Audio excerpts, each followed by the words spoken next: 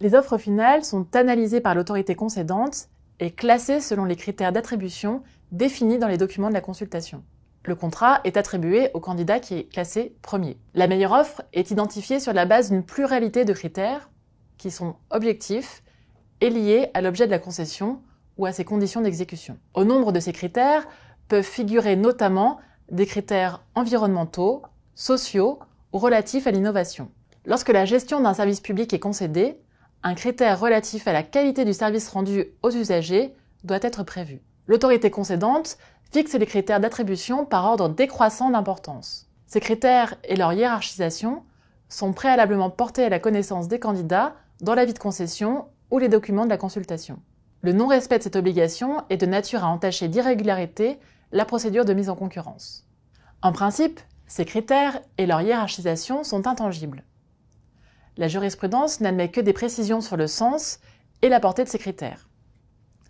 Toutefois, le Code de la commande publique prévoit une dérogation à cette règle en prévoyant la possibilité pour l'autorité concédante de modifier, à titre exceptionnel, l'ordre des critères pour tenir compte du caractère innovant d'une solution présentée dans une offre. Une telle modification ne doit pas être discriminatoire. Une offre est considérée comme présentant une solution innovante lorsqu'elle comporte des performances fonctionnelles d'un niveau exceptionnel et qu'elle ne pouvait être prévue par une autorité concédante diligente. Dans ce cas, l'autorité concédante publie un nouvel avis de concession ou envoie une nouvelle invitation à présenter une offre. Concernant la méthode de notation mise en œuvre par l'autorité concédante pour apprécier les offres, elle n'a pas à être portée à la connaissance des candidats. Elle ne doit cependant pas avoir un effet discriminatoire envers eux.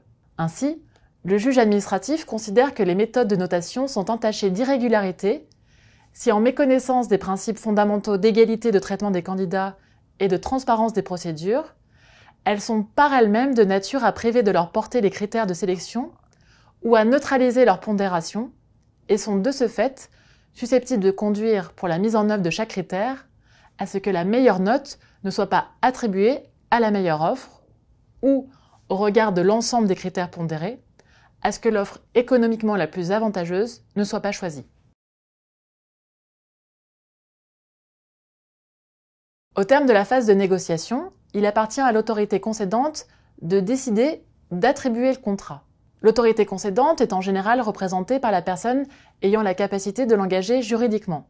Au sein des collectivités locales, le président de l'exécutif saisit l'assemblée délibérante du choix de l'entreprise auquel il a procédé, afin qu'elle l'autorise à signer la convention. À noter que l'assemblée délibérante, saisie du choix du lauréat de l'autorité exécutive, peut inviter celle-ci à poursuivre les discussions qu'elle avait engagées si elle n'est pas satisfaite du candidat retenu ou des conditions contractuelles obtenues.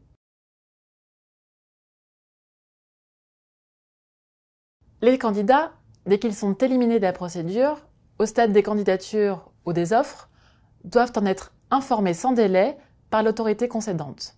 Cette dernière ne doit donc pas attendre l'attribution du contrat pour informer les candidats dont la candidature aura été éliminée.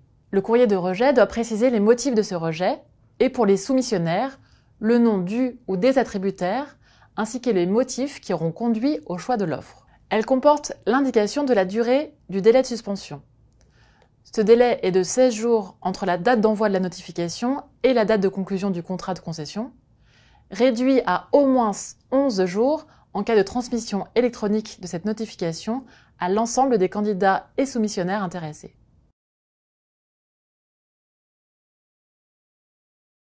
Le contrat de concession doit ensuite faire l'objet d'un avis d'attribution dans un délai maximal de 48 jours à compter de la notification du contrat de concession. L'avis d'attribution est publié au Journal officiel de l'Union européenne. La publication de cet avis est primordiale, car c'est elle qui va faire démarrer les délais de recours contentieux à l'égard du contrat de concession. À l'instar de l'avis de concession, l'avis d'attribution doit être minutieusement rempli, de façon à s'assurer que l'information donnée est la plus complète possible et que les délais de recours contentieux sont bien enclenchés.